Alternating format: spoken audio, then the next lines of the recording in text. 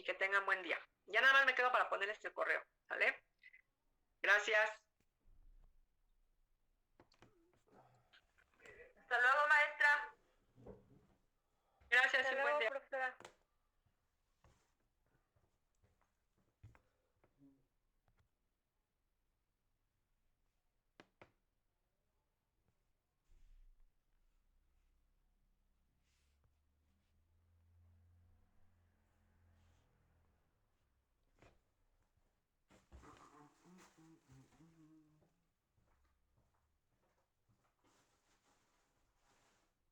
¿Qué tal? ¿Cómo están? Buenas tardes. Buenas tardes, licenciado. Buenas tardes, licenciado. ¿Cómo les ha ido? Hola, maestro, buenos días. Pues días, tardes, estamos al filo, pero bueno, aquí estamos ya haciendo acto de presencia y para iniciar. No sé si tengan alguna duda de lo que vimos la semana pasada. El material no se los pude hacer llegar, tuve problemas por ahí. Un favor, si me pueden mandar creo que tienen un jefe de grupo, ¿no? Me parece. Y para que me mande un WhatsApp y yo ya a esta persona le mando el material y ya él me hace el favor de distribuirlo. No sé si están organizados así. De hecho, tenemos un grupo, profe, no tenemos jefe de grupo, sí hicimos un grupo de WhatsApp de esta materia con usted está incluido, igual ahorita le mando un mensajito ahí para que le aparezca en conversación reciente y que nos pueda compartir el material y que lo tengamos todos. Ok, un favor, me entiendo con una sola persona y ya de ella me hace favor de distribuirlo a los demás, como ven, para que sea un poco más ágil esto. Maestro, buenos días, ¿me escucha? Sí, un poquito cortado. Maestro, ya está como coanfitrión de su sesión. Sí. Cuando guste dar inicio, adelante. Bueno, sí. Sí, ya incluso ya había iniciado y ya estábamos por acá. De todas maneras, gracias. Creo que está un poquito inestable mi señal de internet, no sé si se escucha bien. Se escucha bien, profesor. Porque sí, ya saben que no es muy confiable esto del internet a veces, y entonces me marca aquí que está la señal inestable. También ayer en la clase que di, igual, y luego me comentaron que se escuchaba medio mal. Pero bueno, les digo, entonces me mandan un WhatsApp, ahorita ya lo tengo, a ver, déjenme ver, aquí tengo el teléfono, para que ya, así yo ya les hago llegar el material. No tengo ninguno. Alguien que me mande un WhatsApp a mi teléfono y ya es con esa persona le pido de favor, le envío el material de la clase pasada, el de esta, y y ya me hacen favor de compartirlo.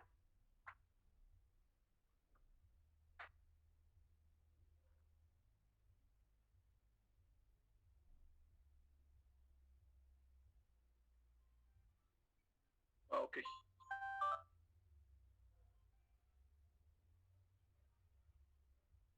Y ya tengo por aquí. Uh,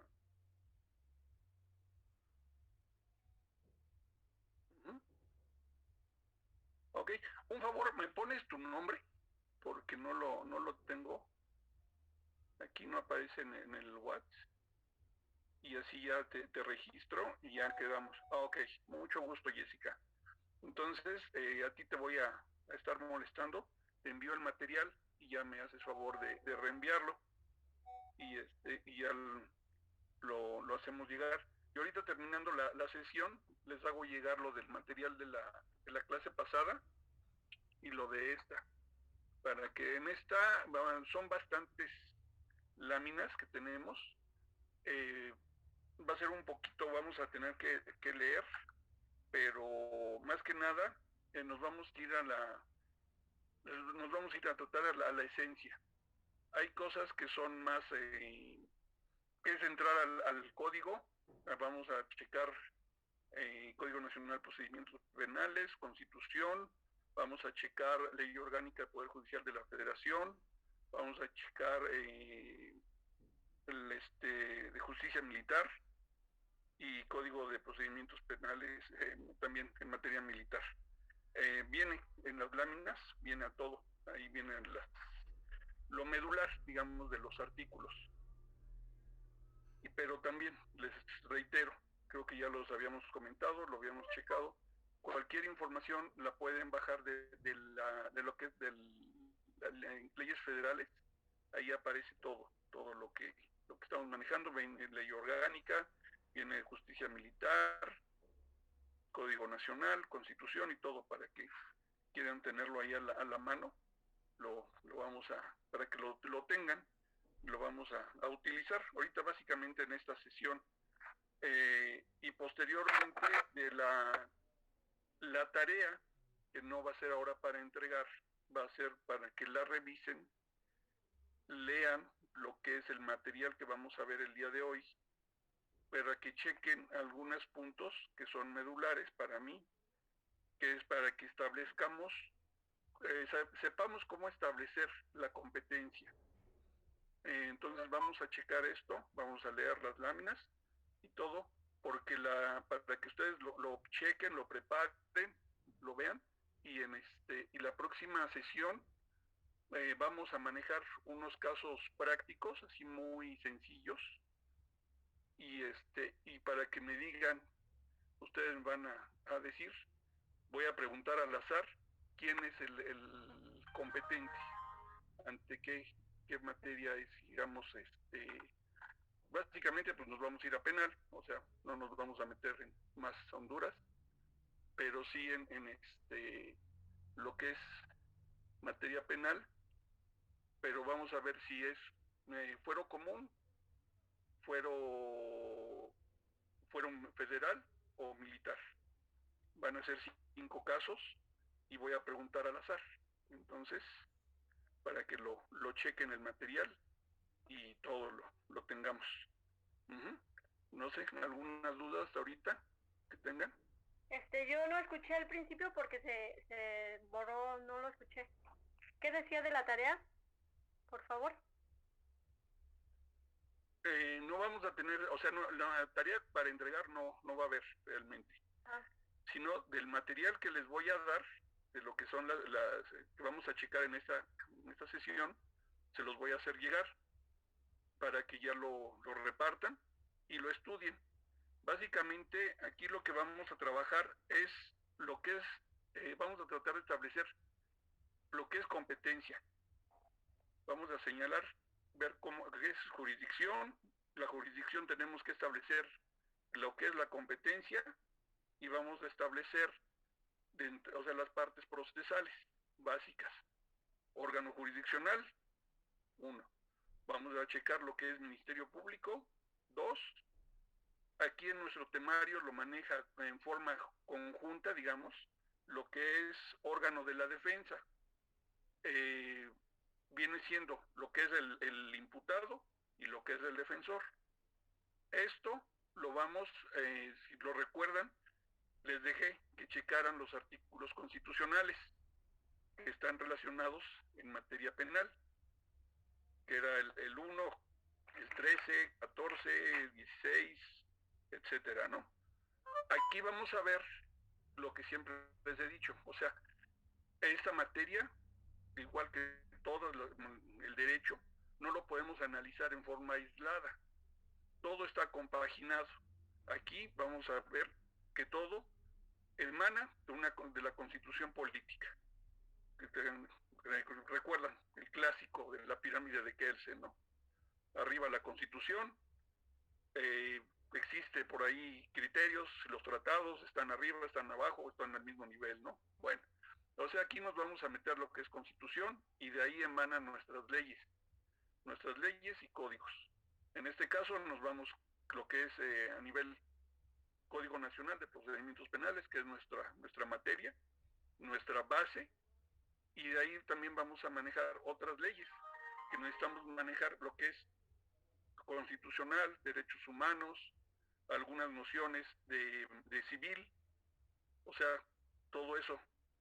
Entonces, para que tengan la idea, sepan a dónde van a hacer una denuncia, ante qué ministerio público, o sea, quién va a ser competente para conocer de una denuncia o querella.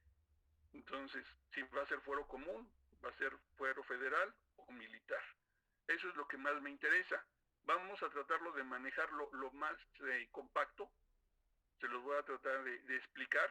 Espero que me lo entiendan. Y aunque no chequemos a profundidad los artículos, esos se los voy a plasmar, están plasmados en el material que les voy a hacer llegar, y ya ustedes lo van a checar las hipótesis. Yo les voy a dar, digamos, lo que son las nociones básicas, para que las tengan, las manejen. Y ya después ustedes entran a profundidad, porque va a ser el material, va a ser lo de la próxima semana. Quiero que estudien eso y me digan. Yo voy a preguntar, voy a hacer casos concretos muy fáciles, no nada complicado, y que me digan quién es competente. Entonces, no sé si alguna duda por ahí, hasta dónde vamos. No, profesor, todo bien. Ok. Sí, doctor, una pregunta, disculpe. Adelante. ¿En qué página nos recomendó buscar los códigos? Se llama Leyes Federales. Métete métete a tu buscador, el Google o el que quieras, nada más le pones Leyes Federales y ahí te aparece. Es de la Cámara de Diputados. Ahí están en todas ordenadas, en orden alfabético, lo que son leyes, códigos, leyes orgánicas, todo lo que es en materia federal. Ahí lo vas a encontrar, incluso o hay un apartado donde están leyes vigentes y leyes abrogadas, por si necesitan, no sé, algún día hacer una material de consulta. Checamos, a ver si nos queda un tiempo la próxima sesión. Voy a entrar, la verdad no soy muy bueno para manejar esto por internet, o sea, en Zoom, estoy haciendo mis pininos en alguna forma. Entonces, déjenme ver si puedo entrar y les explico cómo entramos, o sea, que yo vaya entrando y se las pongo para que vayan viendo cómo podemos entrar y cómo se puede hacer la búsqueda y descargar la ley. Se las da en Word y en PDF. Entonces, así para un ejercicio así muy rápido, para que puedan manejarlo luego, porque ahí está todo. Si necesitan algo de fuero común, entonces necesitan entrar a la página del gobierno del estado, que necesiten el material. Ahí entran a la Secretaría de Gobierno por regular o al Tribunal Superior de Justicia del estado que requieran el material, y de ahí encuentran todo lo que son leyes, o sea, leyes estatales, código penal, código civil, todo. Entonces de ahí ya lo recuperan, o sea, lo pueden bajar cuando necesiten leyes estatales. Bueno, entonces vamos a hacer vamos a entrar en lo que es materia. Bueno, no sé si hay alguna duda de la clase anterior, tengamos algo por ahí que haya quedado. Por ahí, a ver, Córdoba, levanta la mano, a ver, adelante. No, se me hace que se me quedó nada más para ratificar los artículos, fuera el 1, 13, 14, 18, 19, 20, 21 y 22, ¿verdad? Hay que 16, y me faltó uno, fui omiso ahí, una disculpa, me faltó el 23, también se me fue, nos faltó checar el 23. Okay, para llegar el 23 también. Ajá, incluso en el material que les hago llegar hoy, viene, básicamente copié de lo que es de la Constitución, de ahí de leyes federales, bajé la Constitución y hice nada más el concentrado de estos artículos. Se los voy a hacer llegar por cualquier situación, si no los tienen vigentes o lo que sea, se los hago llegar, entonces no hay ningún problema. Pero sí necesito que me los chequen y los repasen, porque de ahí viene toda la base de lo que vamos a manejar en materia penal. O sea, vienen nuestros cimientos de lo que es penal y lo que es procedimiento. Todo lo que es las garantías o los derechos y obligaciones de las partes. llámese defensores, llámese imputado, llámese víctima, llámese Ministerio Público, llámese órgano jurisdiccional. Entonces, por eso necesito que me lo tengan la base, o sea, les digo, y la base es la Constitución. No les pido que me reciten los artículos al pie de la letra, pero sí que lo entiendan y me digan en dónde está contenido, ¿no? Tal situación, en dónde viene, porque viene, o sea, emana Constitución y de ahí viene al Código Nacional de Procedimientos Penales, o viene al Código Penal, o viene, no sé, a ley orgánicas, o todo eso. Entonces les digo, necesitamos checarlo como un todo, o sea, no podemos verlo en forma aislada. Si manejan esto, o sea, les platico, digamos, constitucional es la base de amparo. Entonces, no del procedimiento, digamos, de lo que es hagan de cuenta que van a checar lo que es ley de amparo, y ley de amparo les va a dar, es como el código de procedimientos. Les va a decir cuándo sí, cuándo no, cómo pueden hacer, van a promover, ante quién, si van a ofrecer pruebas, si van a hacer, si van a solicitar suspensión provisional, o lo que necesiten hacer según el caso concreto. Por ahí tienen un micrófono abierto. Yatán Hernández. Y entonces les digo, y eso les va a servir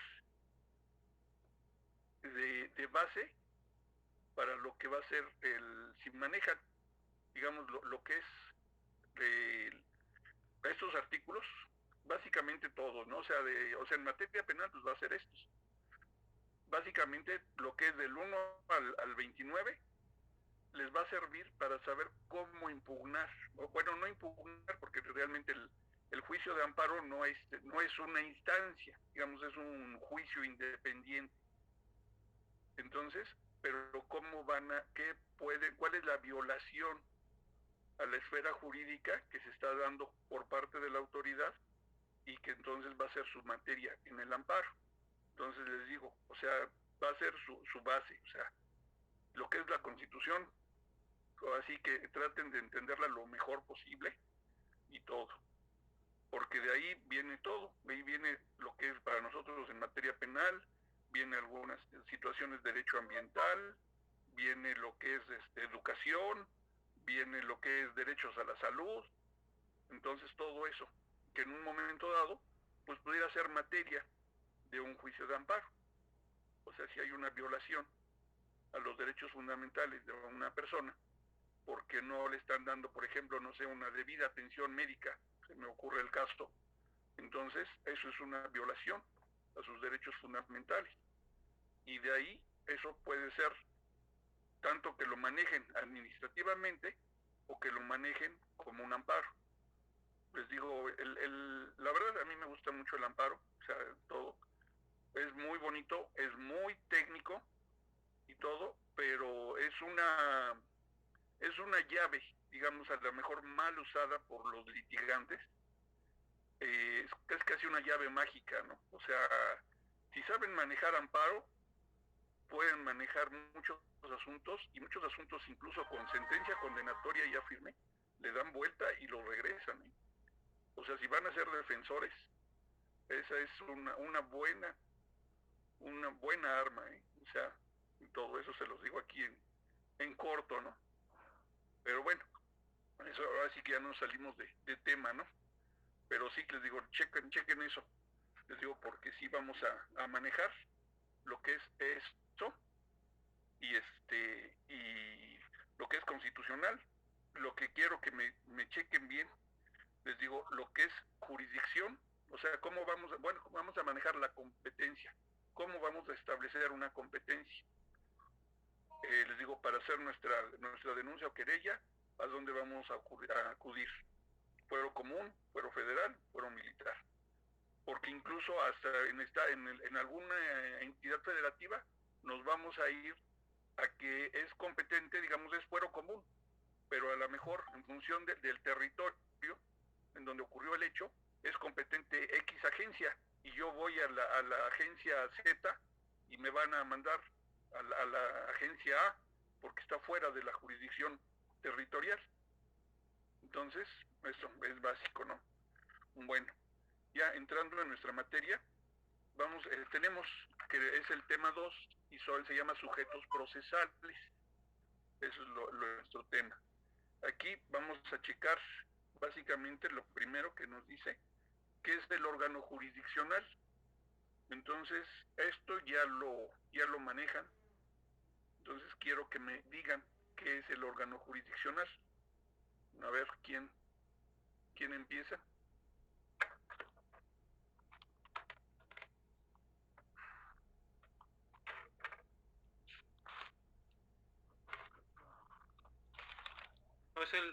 Bueno, como duda, viene siendo el juez o donde se llevan a cabo la audiencia a todos los participantes. Ajá, digamos que a grosso modo sí podemos decir que es, digamos, el órgano jurisdiccional, es el juez, es el tribunal unitario o la sala a la que vamos a acudir, o sea, es el, digamos, poder judicial, ya sea poder judicial federal o poder judicial estatal. Es digamos, a grosso modo, es lo que es el órgano jurisdiccional. Ahora, el órgano jurisdiccional, tenemos que es la jurisdicción penal, ya sea, o sea, juez, magistrado, o sea, si es segunda instancia, va a ser competente en materia penal. Básicamente nos vamos a eso. Pero vamos a checar cuáles son las bases generales de la competencia. Eso ya lo vieron tanto en civil como en teoría general del proceso. A ver, por ahí, alguien que me comente cuáles son las condiciones para establecer la competencia. Podría ser según el territorio en que tenga jurisdicción el juez. Ajá, pero digamos, hay 4 tipos, digamos, 4... Sería la mercantil, conceptos. civil, penal y familiar, algo así que comentaron la vez pasada. Ajá, pero digamos, de eso se llama es competente por. ¿Territorio? No, territorio ¿Por es materia? Por materia, exacto. Ajá, por materia. Entonces vamos a checar, o sea, un requisito es, para fijar competencia, es la materia. Vamos a ver si es competente, si es un asunto civil, ¿ante quién vamos a ir?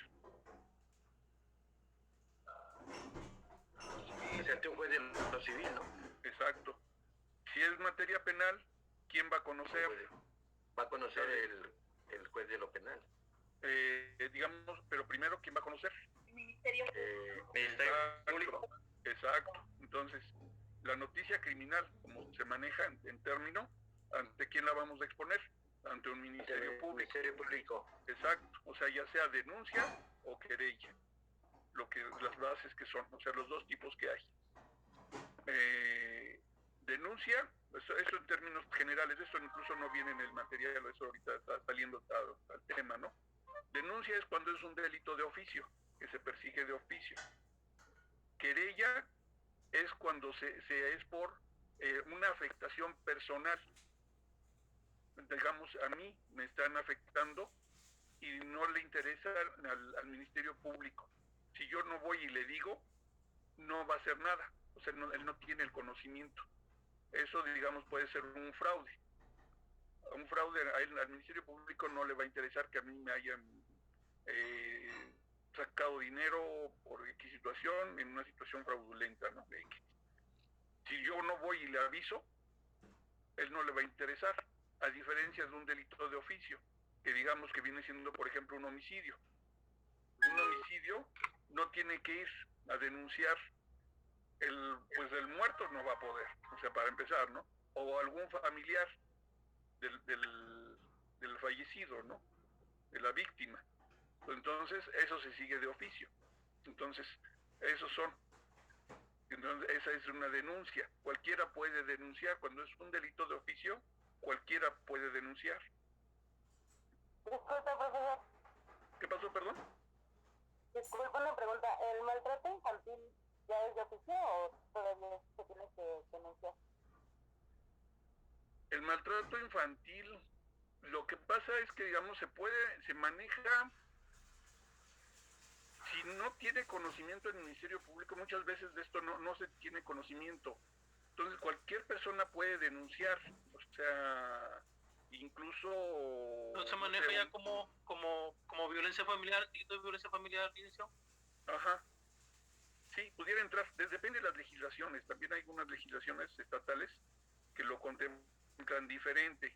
Entonces aquí necesitamos que cualquiera puede denunciar, ¿no? Incluso un vecino o un familiar X, o sea, no sé, los papás están maltratando a un menor y la abuelita va y denuncia, ¿no? Pero Entonces, sí es la denuncia. O sea, sí. lo que dice que si en un homicidio no es necesaria la denuncia, se sigue como tal de oficio. Lo que pasa... forzosamente hay que denunciar el maltrato. Lo que pasa es que ¿cómo va a saber el Ministerio Público? O sea, si no tiene lo que llamamos la noticia criminal, ¿cómo va a saber? Vamos a suponer que en la calle yo le digo a una gente, oiga, están golpeando a este niño. Llega el agente, obviamente, digamos así, ¿no? Tiene a quien esté maltratando al niño, pero no hay o sea, obviamente el niño no puede denunciar, pero yo como civil, yo nada más fui y le dije al policía, pero yo no fui a denunciar. Ahí se sigue de oficio o ya no. Se iniciaría, pero habría que ver, digamos, si pudieran darle trámite, porque, digamos, el policía lo va a presentar, pero posiblemente requiera que también la persona que en un momento dado está denunciando, que aquí vendría siendo testigo, entonces necesitaría comparecer ante el Ministerio Público, porque aquí nos vamos a lo que es la carga de la prueba. ¿Quién tiene que probar en los asuntos penales? La carga de la prueba es del Ministerio Público. Entonces, incluso si se llega al órgano jurisdiccional, va a decir, o sea, puede acreditar, digamos, del Ministerio Público que existe una lesiones a lo mejor. O sea, puede ser el maltrato físico o psicológico, ¿no? Puede resultar por medio de dictámenes periciales que sale la lesión al menor. Pero también, o sea, para robustecerlo, pues vamos a necesitar que un testigo, o sea, el testigo que se dio cuenta que en este caso vino a hacer la denuncia, le avisó al policía y todo, pues él presenció los hechos. No va todavía con las lesiones presentadas por el menor. Lo que pasa es que, digamos, pudiera caerse el asunto, o sea, ya en jurisdicción, o sea, ya ante el órgano jurisdiccional pudiera caerse el asunto. Entonces, digamos,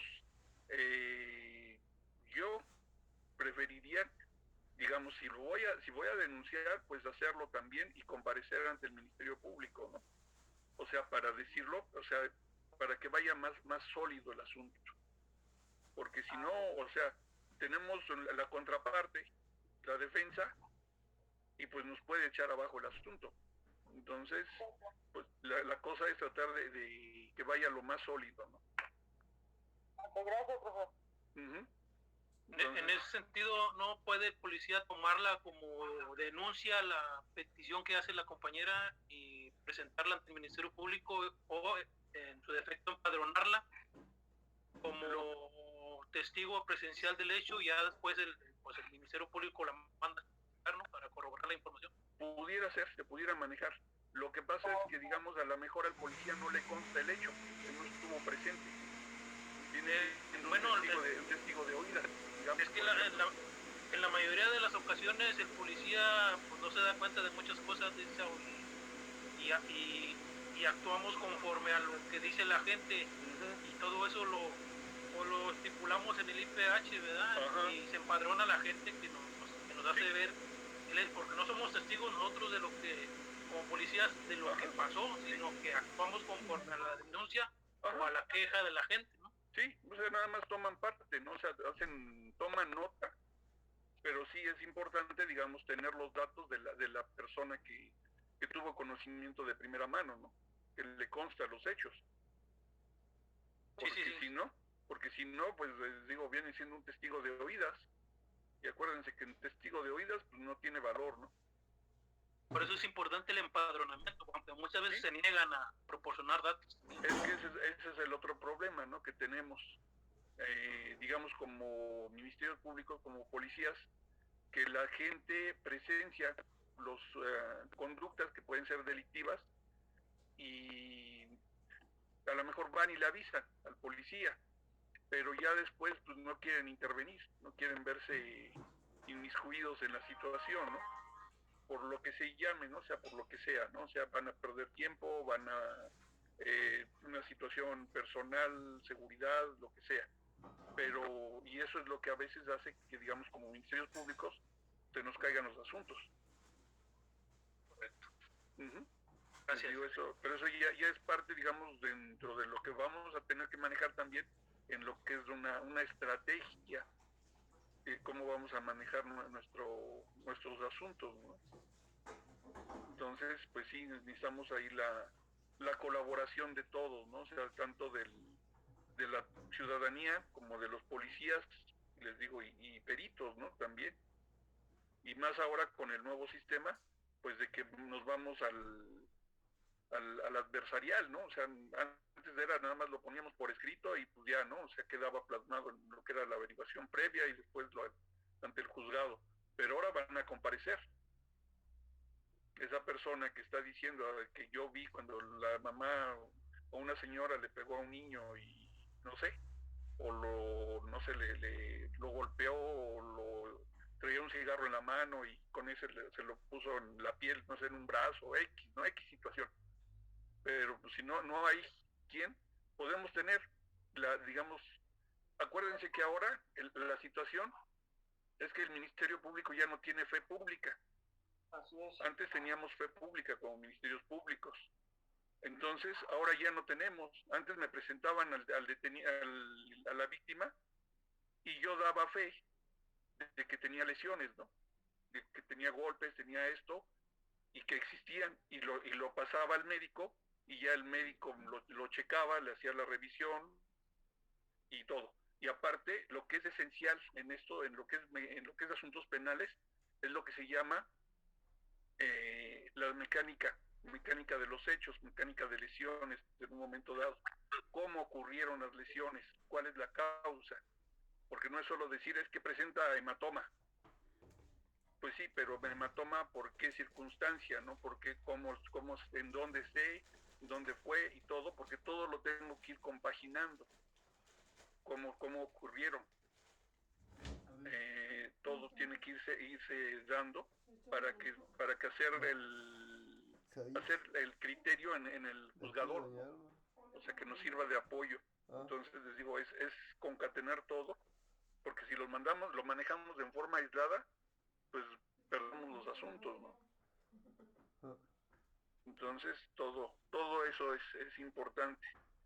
Bueno, entonces continuando, porque ahora sí andamos ando divagando. Tenemos que lo de la competencia. Entonces tenemos que es la primera que era, ¿no? La materia. ¿Cuál es la otra circunstancia que necesitamos verificar para saber qué órgano, o sea, qué fuero, digamos, vamos a manejarlo como fuero común federal? La competencia por territorio. Doctor, la competencia por territorio, es decir, donde se produjo la controversia. Exacto, sí tenemos ahí lo que es el área territorial o la circunscripción, lo que manejábamos, ¿no? A lo mejor el Ministerio Público de Fuero Común es competente de una cuadra a, no sé, o de una colonia, ¿no? Por todo decir una sola colonia. Pero si el hecho ocurrió en la colonia contigua, pues ya le corresponde a otra agencia, ¿no? Aunque todos sean de fuero común. Entonces, pues ahí voy y denuncio en este lado y me van a decir, no, pues aquí no, porque yo mi circunscripción llega hasta tal calle, pero ya cruzando la calle ya le corresponde al otro. Uh-huh. Bueno, entonces ya tenemos dos, materia, cuantía. ¿Cuál otra tenemos por ahí? Territorio. Ya le dije la otra, cuantía. A ver, ¿quién me explica qué es la cuantía, doctor? Ajá. El valor jurídico o económico de la relación o objeto que esté en litigio, ¿no? Exacto. Uh-huh. Entonces ahí nos va a servir. Aquí eso es una parte fundamental, digamos. Vamos a ver, lo vamos a checar un poco así rapidísimo, lo que nos maneja el artículo 51 de la Ley Orgánica del Poder Judicial de la Federación. Ahí nos dice cuándo va a ser competente un juez federal en materia penal.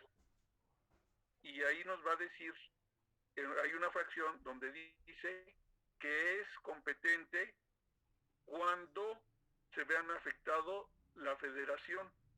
Sí, es la federación. Entonces, aquí esa va a ser una de las causas.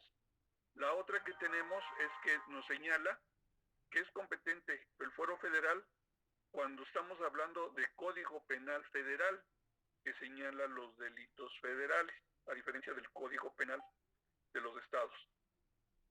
Y además vamos a checar cuando es una ley federal, es un delito que a lo mejor una conducta que es delictiva, está considerada como delito, pero no viene plasmada en el Código Penal, sino aparece en una ley especial. Entonces, ese requisito nos va a hacer que sea federal. Aquí, digamos, vamos a marcar, por ejemplo, lo que es tortura.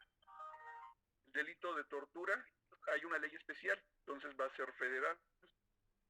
Lo que es portación de arma de fuego, llámese de uso exclusivo o sin licencia.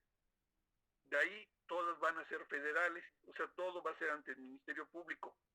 Puede conocer de primer momento, digamos, fuero común, pero se va a declarar incompetente y va a turnar al fuero federal, porque es una ley federal y conoce el Ministerio Público Federal y por tanto va a conocer un juez federal en materia penal. Tenemos otros, por ejemplo, lo que comentábamos, la ley de amparo. La ley de amparo tiene una parte que son delitos también, o sea, hay conductas que pueden ser consideradas delitos.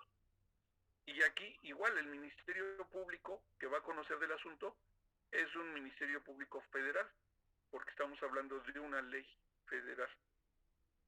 Digo, en este caso es la ley de amparo o la ley reglamentaria, que es como se conoce, ¿no? Del artículo 103, 105, todo. Entonces,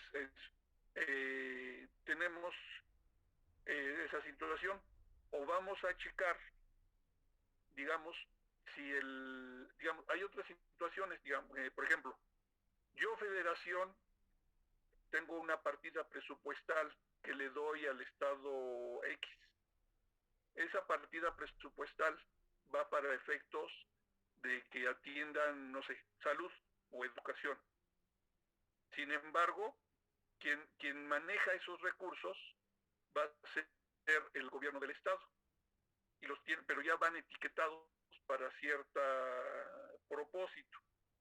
Si ese gobierno, el X servidor público estatal, dispone de esos recursos y le da un fin diferente al que estaba plasmado presupuestalmente, ahí va a ser delito federal, aunque lo esté cometiendo un servidor público estatal, porque esos recursos van destinados, o sea, provienen de la federación y van destinados a una cierta fin, aunque sea a nivel estatal.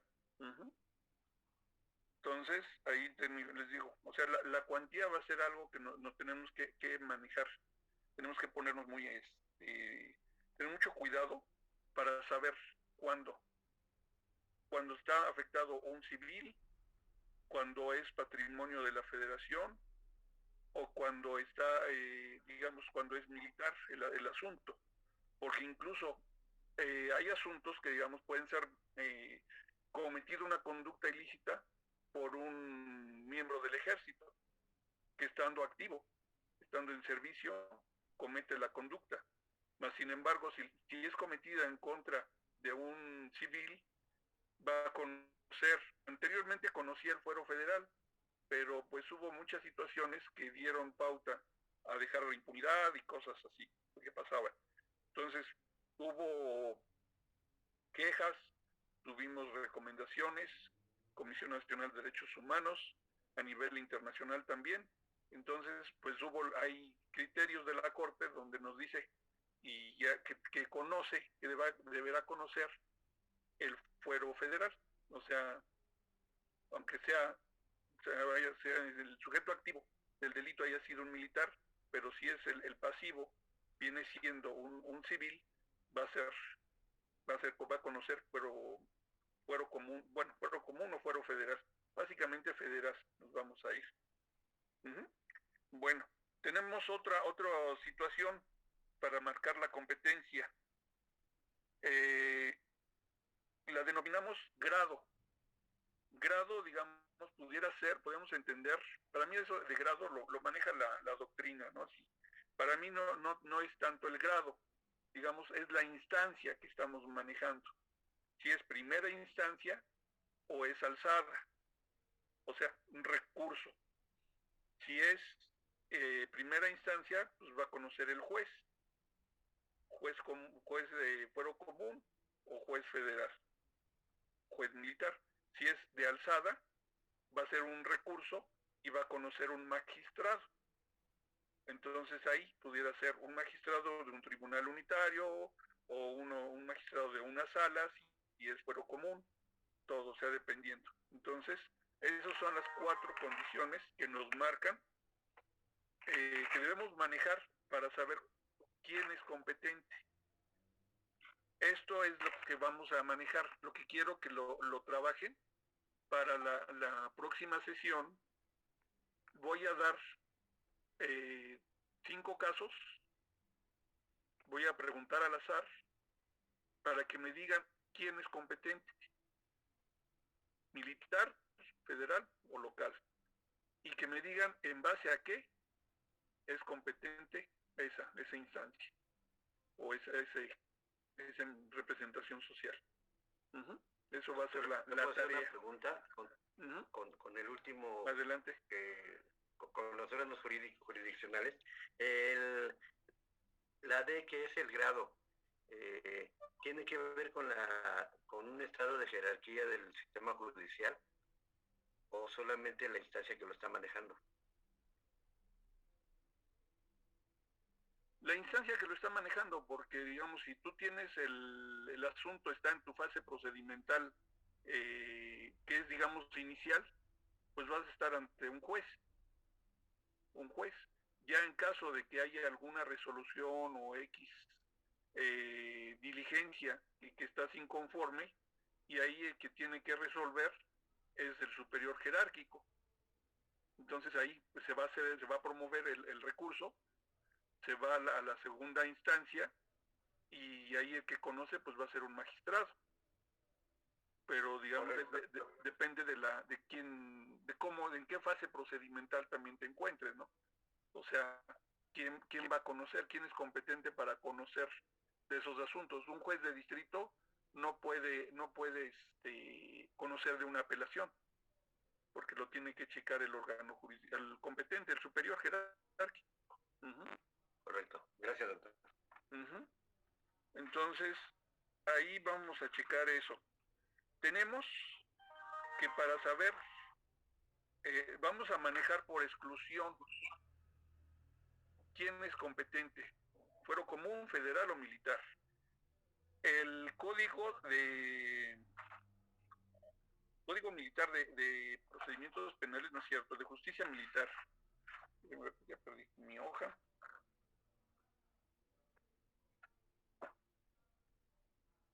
En el artículo 57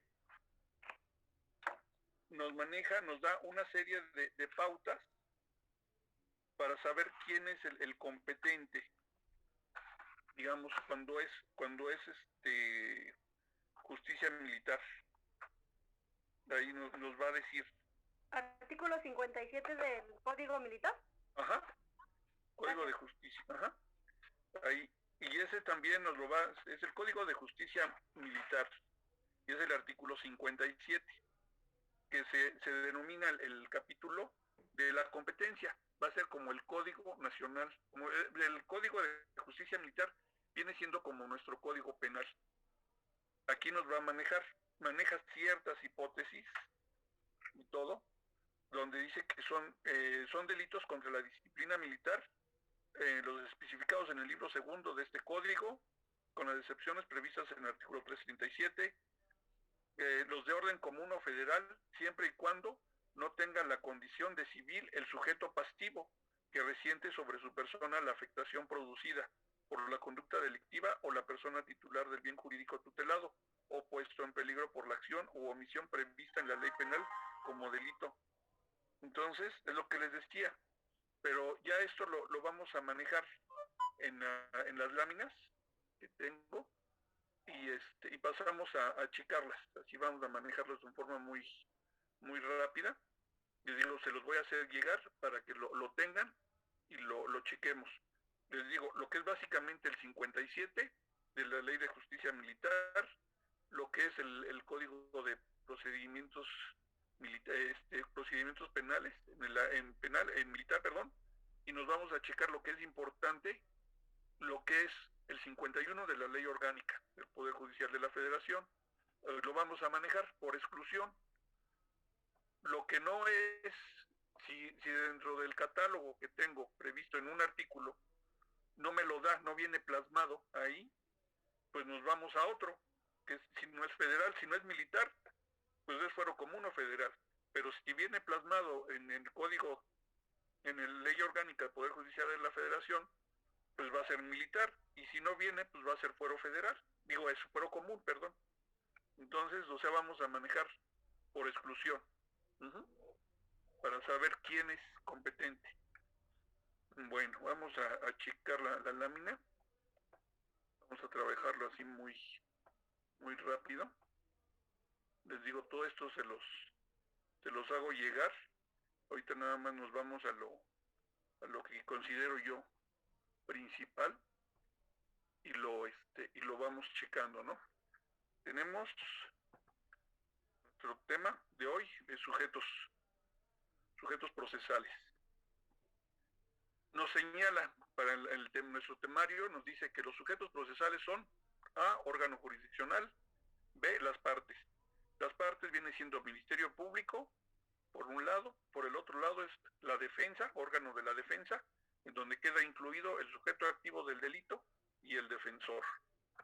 Tenemos, a grosso modo, órgano jurisdiccional, es el ente público que atiende las reclamaciones dirigidas a expresar el derecho. Son los entes ante los que se plantean, desarrollan y deciden los procesos penales, civiles, familiares.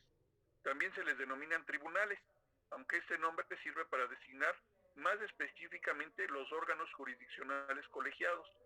Cuando se trata de órganos jurisdiccionales unipersonales, se denominan juzgados, los que están compuestos por más de un juez, que en el tal caso se denomina magistrado, o sea, ya no es juez, sino ya es magistrado, y estos son los que componen, son los asuntos, van a conocer, de las apelaciones, de los recursos y todo. Llamémoslo segunda instancia. ¿Entendido?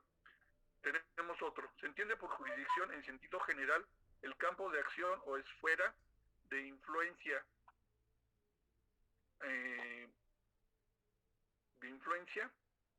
de los que conoce una autoridad.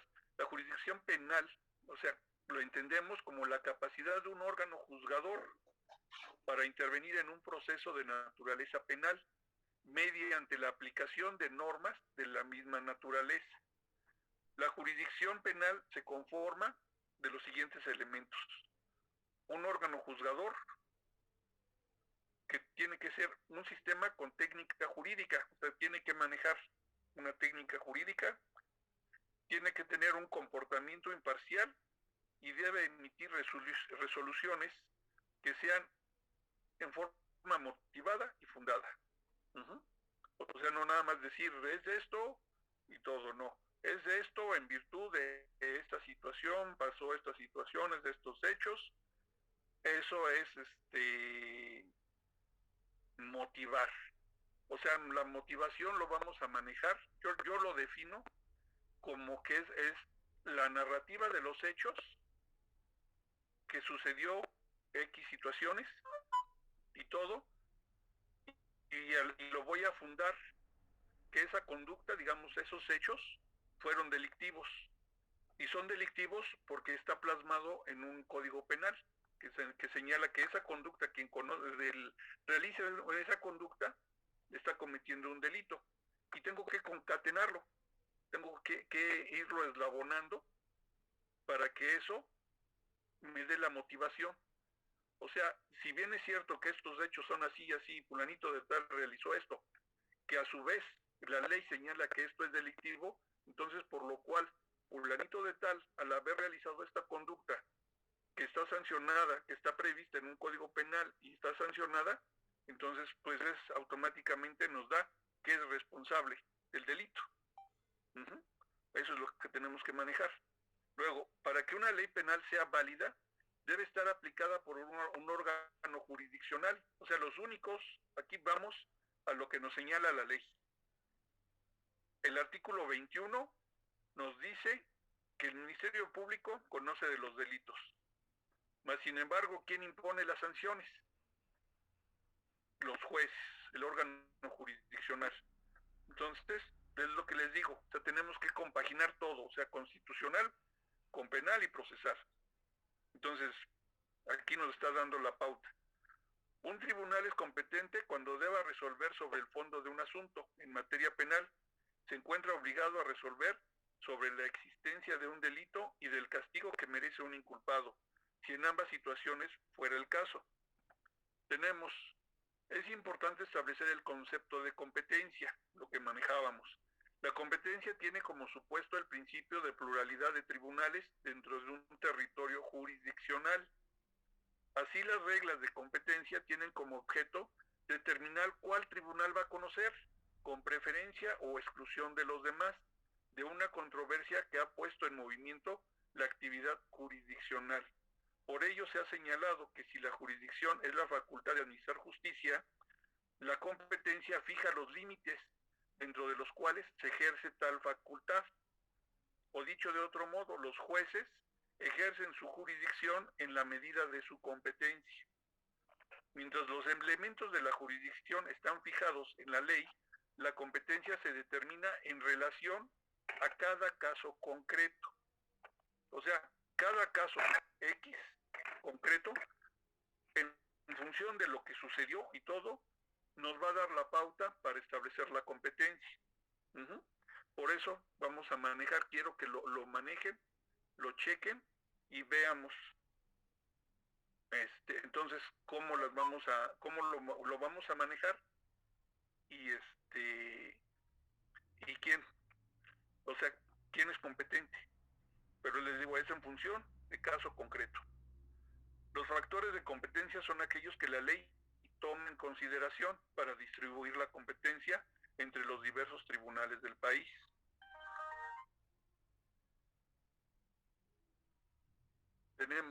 Entre ellos encontramos lo que decíamos, la materia. Es la naturaleza jurídica del asunto litigioso, que puede ser civil, mercantil, laboral, penal, constitucional, etc. La cuantía, es decir, el valor jurídico o económico de la relación u objeto litigioso. El grado, que se refiere a la instancia o grado jurisdiccional, entendida en la estructura jerárquica de los sistemas judiciales. O sea, lo que decíamos, primera o segunda instancia. O primera instancia o la alzada, ¿no?, que viene siendo la segunda instancia. El territorio, que es también todos, es importante. Entonces, esos cuatro tenemos que manejarlos bien. El territorio es el lugar físico donde se encuentran los sujetos u objeto de la controversia o donde se produjo el hecho que motivó el juicio. Aplicando estos factores a una controversia es posible determinar qué tribunal es competente para ella, es decir, que le corresponde resolver dicho asunto. También tenemos otros criterios que nos marca la doctrina, ¿no? Que digamos que es competencia genérica o jurisdicción. Criterio mediante el cual se establece una parcelación del ordenamiento jurídico en diversas ramas jurídicas de común aceptación, como son derecho civil, derecho penal, ¿no? O sea, es muy similar a lo que manejamos, ¿no? Lo que es la esencia, digamos. Tenemos la competencia objetiva, permite distribuir el ejercicio de la potestad jurisdiccional entre los órganos jurisdiccionales de un mismo orden jurisdiccional en atención a la naturaleza de la pretensión procesal que constituye el objeto de cada proceso. Aquí esto lo vamos a manejar como grado. Aquí viene siendo cuál es mi pretensión en esta instancia, en este momento, ¿no? Es ante el juez, o hubo una situación que a lo mejor no la considero que fue apegada a derecho, una resolución que me dio el juez. Por ejemplo, yo ofrecí una prueba y no me la admitieron, y no se desahoga, ¿no? Entonces a mí ahí está violentando y todo, y me voy a la segunda instancia para que sepa el de alzada, el superior jerárquico, y él determine si lo que se pronunció el juez de primera instancia, si fue acorde a derecho o no. O sea, eso es, digamos, esto viene siendo equivalente al grado. La competencia funcional, criterio que determina a qué órgano jurisdiccional corresponde conocer, decidir los incidentes y recursos que se presentan en el proceso. Tenemos la competencia territorial, que es básico, ese sí es básico. Ahora, vamos a checar, necesitamos establecer cómo podemos saber cuándo es fuero común, fuero federal o militar. Aquí volvemos, soy muy reiterativo a lo mejor, pero bueno, por eso les pedí que checaran los artículos constitucionales, porque esos nos van a dar la pauta para todo. Todo lo que sea penal, procesal, todo viene ahí. Ahí viene, digamos, a lo mejor muy escueto, pero nos da los lineamientos generales. Ya después, lo que es el Código Nacional, nos da más a detalles, digamos, más las cosas un poco más fáciles o más específicas. Nos va diciendo, les digo, lo que siempre les comenté, el Código de Procedimientos Penales nos va marcando los caminos, los senderos. Viene siendo, luego, mala la comparación, un Google Maps. Nos dice, caminas 3 cuadras de frente y en la cuadra X das vuelta a la derecha. Caminas X distancia y vas a dar vuelta a la izquierda. Así es el Código de Procedimientos. El Código de Procedimientos nos va a ir diciendo cómo vamos a caminar, cómo vamos a ir moviéndonos en ese camino que lo vamos a llamar proceso. El proceso es el conjunto de procedimientos. Y los procedimientos, el procedimiento vienen siendo las acciones. Entonces ahí. Entonces tenemos que el artículo 13 nos dice, nadie puede ser juzgado por leyes privativas ni por tribunales especiales. En lo medular lo vamos a manejar lo subrayado. Subsiste el fuero de guerra para los delitos y faltas contra la disciplina militar. Ojo, únicamente contra disciplina militar. Pero los tribunales militares en ningún caso y por ningún motivo podrán extender su jurisdicción sobre personas que no pertenezcan al ejército. O sea, civiles. Cuando en un delito o falta del orden militar estuviese complicado, no, que es que implicado, creo, perdón, está mal esto. Un paisano lo entendemos como un civil. Conocerá del caso la autoridad civil que corresponda. ¿Entendido? Les digo, o sea, por eso tenemos que manejar nuestra Constitución y compaginarla con nuestro Código Nacional. Ahora ya nos vamos al Código Nacional. En el artículo 20, igual hay un apartado que dice competencia y generalidades. Ahí, el artículo 20 nos señala las reglas de competencia. Para determinar la competencia territorial de los órganos jurisdiccionales federales o locales, según corresponda, se observarán las siguientes reglas. Aquí nos va a dar un catálogo de supuestos. Los órganos jurisdiccionales del fuero común tendrán competencia sobre los hechos punibles cometidos dentro de la dentro de la circunscripción judicial en la que ejerzan sus funciones, conforme a la distribución y las disposiciones establecidas por su ley orgánica, o en su defecto conforme a los acuerdos expedidos por el Consejo. Cuando el hecho punible sea del orden federal, conocerán los órganos jurisdiccionales federales. Cuando el hecho punible sea del orden federal, pero exista competencia concurrente, deberán conocer los órganos jurisdiccionales del fuero común en los términos que dispongan las leyes. En caso de concurso de delitos, el Ministerio Público de la Federación podrá conocer de los delitos del fuero común que tengan conexidad con delitos federales, cuando lo considere conveniente. Asimismo, los órganos jurisdiccionales federales, en su caso, tendrán competencia para juzgarlos. Yo digo, aquí nos da un catálogo de supuestos que nos van dando la pauta, cuándo es federal, cuándo es común. Todo. Adelante. Una pregunta. Apenas hace unos días que se dio un caso en el que unos policías estatales agredieron a la Guardia Nacional. Ajá. Nacional alega que a una de las mujeres incluso hubo abuso sexual, tocamientos indebidos y todo ese rollo. Y fueron a denunciar, pero a donde fueron a anunciar se declararon incompetentes, ¿así le llaman? En este caso, por algo, los otros policías dijeron que la Guardia Nacional inició la agresión y viceversa, pero pues obviamente la Guardia Nacional presenta lesiones y los otros pues no. En este caso, por ejemplo, ¿a qué competencia tendré que recurrir? ¿A qué instancia? A ver, ahora sí que tú resuélveme la duda, a ver, conforme lo que hemos platicado. Estoy presente por lo que está comentando. Bueno, como yo vi la noticia y dije, bueno, es que en este caso me imagino que debe de haber algún tipo, bueno, si tienen asuntos internos, ¿no? Por decir, pero en este caso sería solamente, si no fuera por la Guardia Nacional, la Guardia Nacional me imagino que debe ser federal, ¿no? Ajá, exacto. O sea, acuérdate que vamos a checar quién es el sujeto pasivo, digamos, lo que viene siendo entra, digamos, de lo que es parte de la cuantía. O sea, vamos a checar quién es el sujeto activo, quién es el pasivo. Aquí, digamos, el pasivo, ¿quién viene siendo? ¿Quién es? O sea, contesta. Pues es que se supone, bueno, ¿Quién como sufrió? Las lesiones evidentes, las que se ven, digamos, las tiene la Guardia Nacional. Pero los estatales están diciendo que fue porque ellos iniciaron una agresión y se defendieron.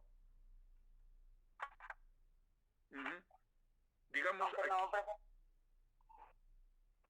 no presentan es que lesiones. casi no te oigo así medio cortado.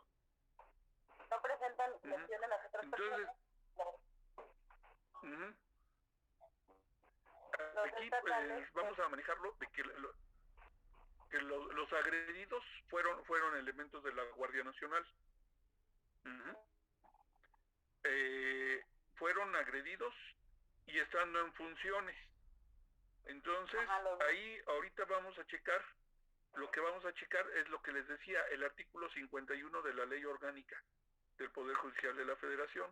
Ahí hay un supuesto donde nos dice cuándo va a conocer el fuero federal. Pero sí, o sea, tenemos que checarlo. Aquí, supuestamente, a lo mejor, la otra parte también va a decir que los agresores, que fueron civiles, también resultado con lesiones, ¿no? Vamos a manejarlo, supuesto. Pero los agresores no eran civiles, eran policías estatales. Bueno, de todas maneras, o sea, vendría siendo fuero común en un momento dado, o sea que conocería por ser estatales, sería fuero común. Pero aquí lo que vamos a manejar, el fuero federal puede, o sea, no podemos separar los asuntos, o sea, por un lado, digamos, yo policía estatal, digo que la Guardia Nacional me agredió. Yo Guardia Nacional, digo que Policía Estatal me agredió, en el supuesto, ¿no? O sea, que tengamos, y ambos tienen lesiones, por decir algo. Entonces, no lo podemos manejar en dos instancias. O sea, en uno el pasivo viene siendo un servidor público federal y en otro el pasivo viene siendo un servidor público estatal. No lo puedo manejar separadamente. O sea, por lógica jurídica no lo puedo llevar en fuero común y fuero federal. Entonces, lo que se maneja es que, digamos, fuero federal, que tiene mayor valor, digamos, mayor jerárquicamente, digamos, tiene mayor peso. Entonces, lo que va a hacer es que va a jalar el asunto, digamos, las lesiones, aunque, digamos, teóricamente pertenezca a fuero común, lo va a jalar y va a resolver todo en un solo sentido, todo de una sola forma, para que no tengamos una resolución contradictoria. Porque, digamos, a lo mejor uno es culpable, uno dice, una instancia federal dice es culpable y el otro dice es inocente, ¿no? O sea, entonces para que no haya choque, no haya conflicto, entonces se da la facultad de atracción a nivel federal. Pero eso lo vamos a checar ahorita más adelante con les digo, la ley. O sea, aquí les digo, esto nos da la pauta, ¿no? Vamos a checar, aquí tenemos el artículo 51, lo que es de la Ley Orgánica Poder Judicial de la Federación. Aquí nos dice, los jueces federales penales conocerán de estos supuestos. Que los delitos que son delitos federales, los previstos, lo que decía, en las leyes federales y en los tratados internacionales. En el caso del Código Penal Federal, tendrán ese carácter los delitos a que se refieren los incisos B al L de esta fracción, ¿no? O sea, los señalados en el artículo 2 al 5, los cometidos en el extranjero por los agentes, diplomáticos, personal oficial, todo. Tenemos los cometidos en las embajadas o delegaciones extranjeras. Tenemos aquellos, aquí lo que decíamos, aquellos en que la federación sea sujeto pasivo. Acuérdense que estábamos manejando de los recursos, de los bienes económicos que da la federación a un gobierno del estado. Van destinados a X, pero el dinero era de quién, era de la federación. Entonces aquí la afectación se da hacia la federación. El sujeto pasivo viene siendo el órgano federal, ¿no? O sea, la federación. Entonces aquí vamos a manejarlo, aunque quien cometió la conducta delictiva fue un servidor público de fuero común. Se va a manejar a nivel federal. Tenemos otros, los cometidos por un servidor público o persona empleada federal en ejercicio de sus funciones o con motivo de ellas. Tenemos los cometidos en contra de una persona, pues aquí podría ser el de la Guardia Nacional, dice los cometidos en contra de una persona servidora pública o empleada federal en ejercicio de sus funciones o con motivo de ellas, así como los cometidos contra el presidente de la República, secretarios del despacho, fiscal general, diputados federales, X, ¿no? Aquí podríamos entrar, o sea, manejarlo, que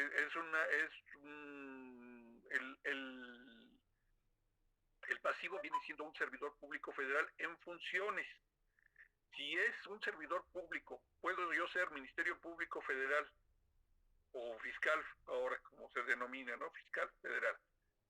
Y estoy en funciones y me agreden, sería delito federal. Si yo soy Ministerio Público y me agreden, pero estoy fuera de servicio, entonces conoce fuero común. Porque estoy fuera de. No está en servicio. Ajá, sí, o sea no estoy laborando, digamos, en ese momento, ¿no? Ahí es. ¿Cómo, perdón? Si yo, Ministerio Público, agredo a alguien estando en mis funciones, ¿se convierte en delito qué? Pues igual, sería federal. O sea, porque ¿quién es el pasivo? O sea, tenemos que checar pasivo y activo. Ese va a ser la calidad que tenga el activo o el pasivo, va a ser lo que nos va a decir si es fuero común o federal. O sea, ahí tenemos que... las militares se convierte también en fuero militar. Perdón, no te escuché bien. por decirle algo, yo tenía entendido que si la esposa de un militar es agredida por su esposo o no, o necesita una pensión, ¿eso se convierte en fuero militar? No, ¿Eso lo arregla en instancias militares o si se arregla? Acuérdate que ya le checamos en el artículo 13 que dice que cuando comete el delito un militar, pero el pasivo es un civil, ¿quién conoce? Digamos, porque digamos ahí no sería. O sea, así que no embona. No, porque digamos aquí, aunque el sujeto pasivo, el sujeto activo es un militar, pero a lo mejor lo estoy haciendo fuera de mi horario de labores, cuando voy a mi casa, entonces ahí ya formalmente ya no estoy en funciones, aunque sea servidor público y sea general, si quieres 5 estrellas, pues, pero ahí ya soy Juan Pueblo, ¿no? Okay. Uh-huh. Bueno, entonces te digo, aquí tenemos, este es muy importante. Para mí este es básico, o sea, este artículo 51 y también el 57 de la de justicia militar. 51 ley orgánica, aquí nos va a ir diciendo cuándo sí es competente un juez federal y por lo tanto pues un ministerio público federal. O sea, vamos a denunciar ante la Fiscalía General de la República. Tenemos varios supuestos. Estos, les digo ahora sí que por cuestiones prácticas, vamos a checarlos así nada más, o sea, se los expongo. Para mí los más los principales, y ya a ustedes les pido que le hagan la lectura, lo chequen, les digo, porque en función de esto vamos a hacer el ejercicio práctico para la siguiente sesión. Y yo les voy a dar una serie de hechos, y ustedes me van a decir quién es competente y por qué. Me funden y me motiven. O sea, en términos de ley es competente fulanito de tal, en virtud de esto y esto, sujeto activo, sujeto pasivo, y en términos de la ley X, corresponde a tal. Uh-huh. Entonces, les digo, aquí tenemos eso. Aquí tenemos lo que es de justicia militar. Aquí lo que les decía, el artículo 57, nos va a decir que son delitos contra la disciplina militar, los especificados en el libro segundo de este código, con las excepciones previstas en el artículo. Todo. Aquí igual nos va a dar una serie de supuestos. Aquí tenemos, en todos los casos, cuando concurran militares y civiles como sujetos activos, solo los primeros podrán ser juzgados por la justicia militar, o sea, los militares, pero aquí son activos y todo. Pero aquí dice, los delitos del orden común exijan querella necesaria para su averiguación y castigo no serán de la competencia de los tribunales militares, sino en los casos previstos en el inciso E de la fracción 2. Así tenemos todos los artículos, tenemos el 58 que nos se complementa, 59, jurisdicción militar, y también lo vamos a complementar con el Código Militar de Procedimientos Penales, que es muy parecido a nuestro Código Nacional de Procedimientos Penales. No puede haber discordancia porque, pues, digamos... ¿Perdón? Porque no puede haber discordancia entre uno y otro, porque si no, pues sería violatorio. Entonces, nos vamos a eso. Eso es lo que quiero que hagan la lectura ustedes, lo chequen más a profundidad y todo, porque eso va a ser parte. Aquí nos va a dar la pauta para saber cuándo es justicia militar, cuándo es fuero común o federal. Uh-huh. Otra parte que nos maneja nuestro temario es sobre las formalidades esenciales del procedimiento. Esto nos lo contempla el 14 constitucional. Dice, en ninguna ley se le dará efecto retroactivo en perjuicio de persona alguna. Y dice, nadie podrá ser privado de la libertad, de sus propiedades, posesiones o derechos, sino mediante juicio seguido ante los tribunales previamente establecidos, en los que se cumplan las formalidades esenciales del procedimiento y conforme a las leyes extendidas con anterioridad al hecho. Entonces ahí tenemos que nos están manejando las formalidades.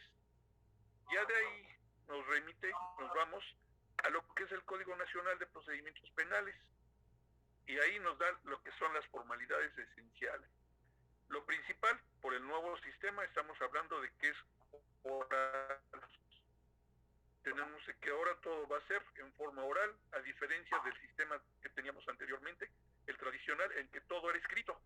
Básicamente todo se desarrollaba por escritos, o sea, promociones, tanto de la parte del Ministerio Público como de la Defensa. Tenemos el idioma pues va a ser el oficial, pues que tenemos el español. Y tenemos aquí, que es una parte para salvaguardar derechos fundamentales.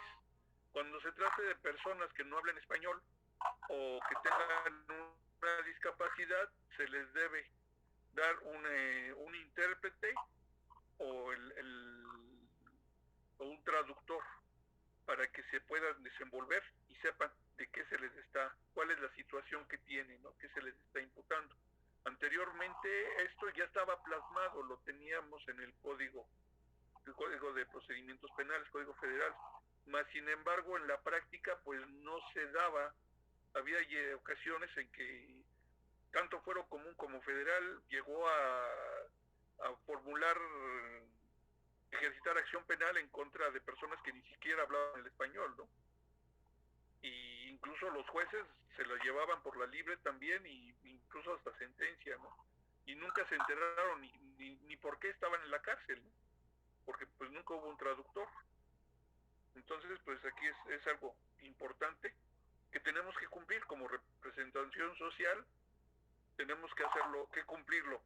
Y si somos defensores, pues tenemos que ver que lo cumpla la representación social. O sea, tenemos que estar pendientes de eso, ¿no? Tenemos una pregunta. ¿Sí? Perdón, que tiene que ver con el 14 constitucional. El párrafo último que habla de, Ajá. bueno, el penúltimo, perdón.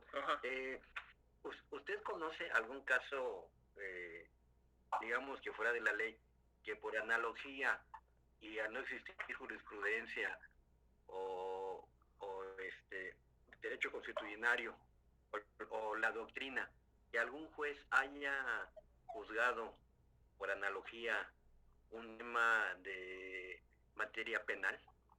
¿Usted conoce algún caso?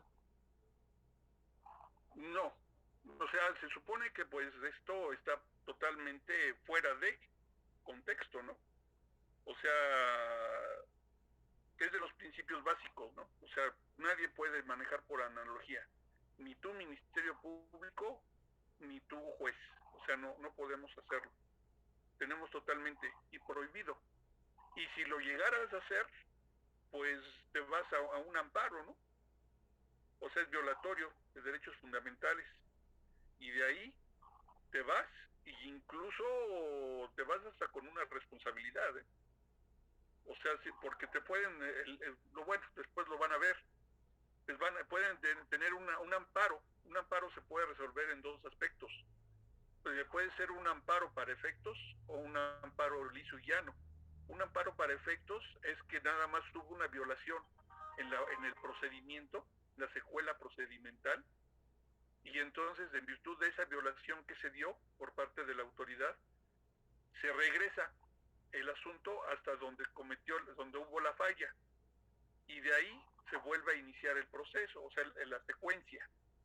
Entonces, ahí, digamos, no es tan problemático como yo lo veo, como, digamos, como Ministerio Público. Yo hago una diligencia y se ampara el imputado y gana el amparo para efectos, entonces yo nada más me voy a dejar queda sin efecto lo que hubo del momento que se dio la violación para adelante. y volvemos a arrancar de ese momento, ¿no? De esa situación. Pero si obtiene un amparo liso y llano, que es cuando un juez resuelve que hubo una violación a los derechos fundamentales, una violación grave, severa, ya no en el procedimiento, porque el otro sería una violación procedimental, digamos, sino acá es una violación a derechos fundamentales y sería una violación grave.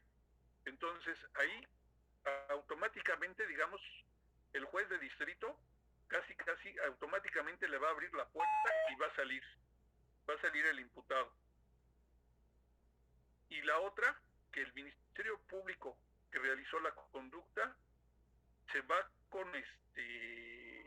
se le da vista al superior jerárquico, el órgano jurisdiccional le da vista al superior jerárquico, que viene siendo al fiscal general, para que tome cartas y se inicie procedimiento administrativo en contra de ese servidor público y aparte pues puede ser una carpeta de investigación, ¿eh?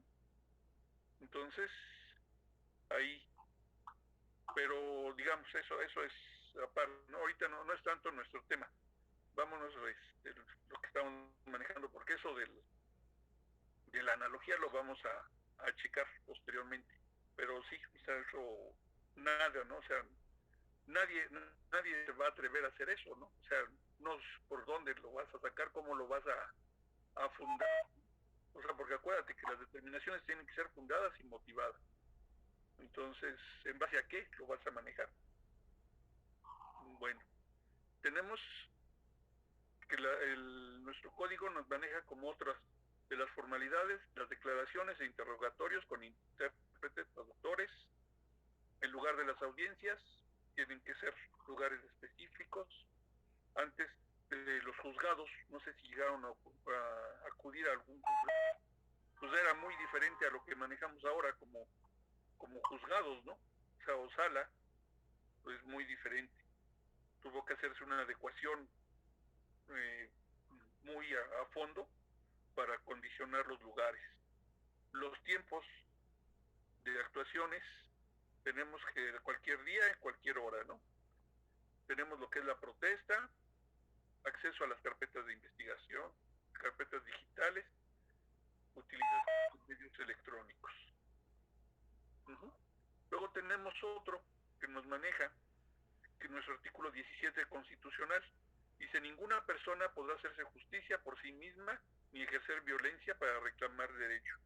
Todas las personas tienen derecho a que se les administre justicia por tribunales que estarán expedidos para esparcirla en los plazos y términos que fijen las leyes, emitan sus resoluciones de manera pronta, completa e imparcial. O sea, este es otro requisito que manejar, que debe haber imparcialidad por parte del juez.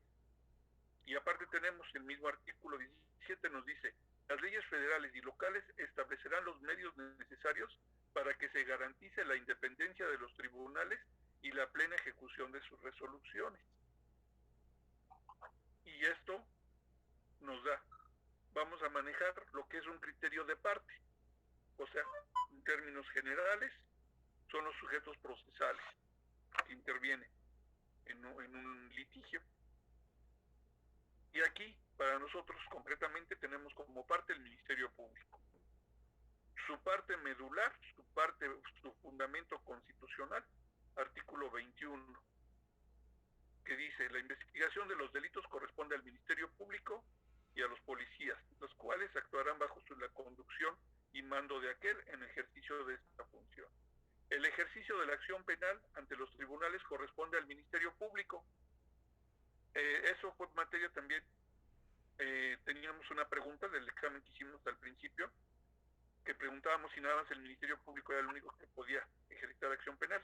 Aquí tenemos que no, nuestro nuevo sistema nos dice que la ley determinará los casos en que los particulares podrán ejercer la acción penal ante la autoridad judicial. La otra que teníamos aquí: la imposición de las penas, su modificación y su duración son propias y exclusivas de la autoridad judicial. Aquí nos da la pauta, nos señala: Ministerio Público, eres quien realiza la investigación.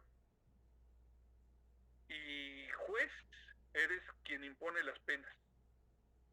Aquí nos da el parteaguas. Ministerio Público y Poder Judicial. Ahora, esto, digamos, el Código Nacional de Procedimientos Penales, en los numerales del 127 al 131, nos establece el funcionamiento, a grosso modo, del Ministerio Público. Aquí nos va señalando igual, competencia del Ministerio Público, corresponde al Ministerio Público conducir la investigación. Esto es importante, el deber de lealtad. Antes se hacían muchas diligencias, el Ministerio Público hacía diligencias y a lo mejor no las glosaba al expediente. Antes estábamos hablando de que eran expedientes muy grandes, muy voluminosos, y a lo mejor no glosaba todo el expediente. Entonces de repente salía con una X situación que le metía a esas hojas ya hasta el momento en que iba a ejercer acción penal, ¿no? Y resulta que la defensa pues nunca se enteró. Entonces aquí debemos de tener el deber de lealtad. Todo lo que hagamos debemos de informarlo a la otra parte. O sea, y básicamente el Ministerio Público. Tenemos también deberán solicitar, dice, tenemos la carga de la prueba. Esto siempre ha sido, el Ministerio Público tiene la carga de la prueba, en términos generales. Acuérdense del principio general de derecho, ¿no? El que niega no tiene que probar, pero el que afirma tiene que probarlo. Entonces la carga de la prueba es sobre el Ministerio Público. Tenemos obligaciones del Ministerio Público en el 131. Aquí, cómo debe realizar la investigación, cómo debe coordinarse con periciales, con policías y todo. Tenemos eso. Lo que señalábamos en la ocasión anterior, solicitar el pago de la reparación del daño a favor de la víctima. Esto es medular para el Ministerio Público, porque si no lo hace, sobre de él.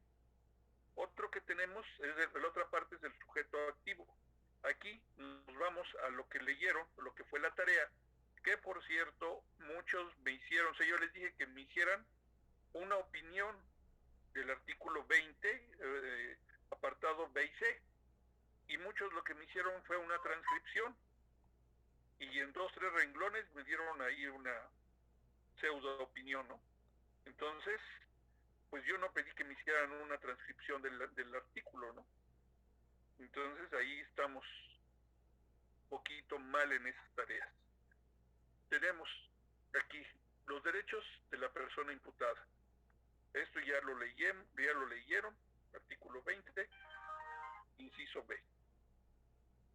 Y así también el Código Nacional los plasma del artículo 112 al 114, los derechos, los que tiene el imputado. En algunos es una repetición de lo que maneja la Constitución. Tenemos ahí. La otra parte que tenemos es el defensor. Aquí volvemos a lo mismo. La Constitución nos da la pauta. El artículo 17 nos señala: la Federación y las entidades federativas garantizarán la existencia de un servicio de defensoría pública de calidad para la población y asegurarán las condiciones para un servicio profesional de carrera para los defensores.